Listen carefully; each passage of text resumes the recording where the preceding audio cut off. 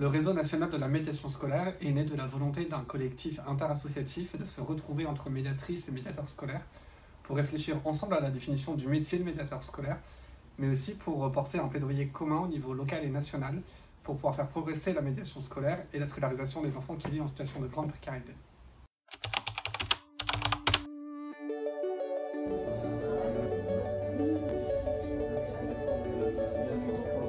Participer à ces journées nationales, ça permet de rencontrer des acteurs qui font des choses sensiblement similaires à ce que les personnes font sur le terrain. Ça permet de se rencontrer, d'échanger, de ressourcer et de prendre un peu de distance et de la hauteur par rapport à ce qu'on vit et réfléchir collectivement sur comment est-ce qu'on peut potentiellement améliorer les choses. Pouvoir comparer comment chaque association peut travailler sur le métier de la médiation scolaire, des échanges de bonnes pratiques, des retours d'expérience. L'idée c'est vraiment de pouvoir échanger, d'avancer ensemble. Je trouve que c'est vraiment un intérêt d'avancer ensemble, de savoir un petit peu ce que ça représente la médiation scolaire et d'essayer de visibiliser un peu ce métier.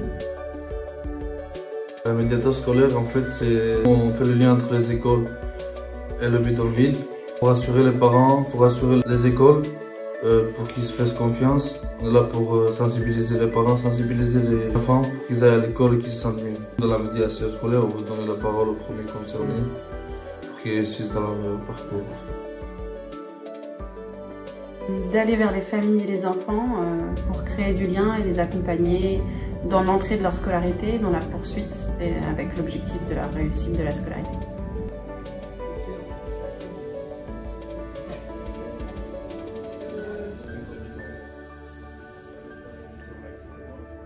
Le fait d'avoir des médiateurs ou médiatrices scolaires qui interviennent sur les terrains auprès des familles, des enfants, mais aussi du personnel d'établissements scolaires favorise le fait de créer du lien entre les établissements scolaires et entre les familles et les enfants.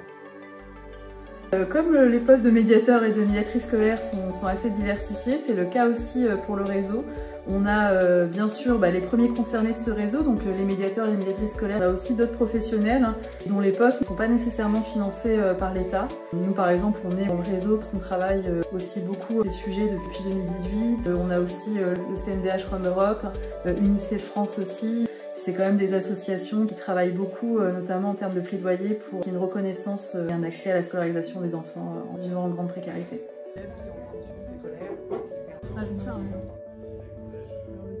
Mon rêve, en tout cas pour les prochaines années, c'est que ce réseau se structure un peu plus et des revendications un peu plus claires et un peu plus officielles. On a de plus en plus de maternelles, on a de plus en plus de lycéens qui accèdent à des diplômes et à de l'emploi, et j'aimerais faire en sorte que on augmente encore ces chiffres au fur et à mesure, et que les familles puissent accéder à des logements stables qui pourraient pérenniser leur situation, et puis une pérennisation aussi de nos postes qui sont encore nécessaires jusqu'au moment où ils ne le seront plus. J'espère que ça arrivera un jour. Et la médiation scolaire, en fait, elle a vraiment le mérite d'exister et on espère qu'elle sera soutenue de plus en plus et reconnue.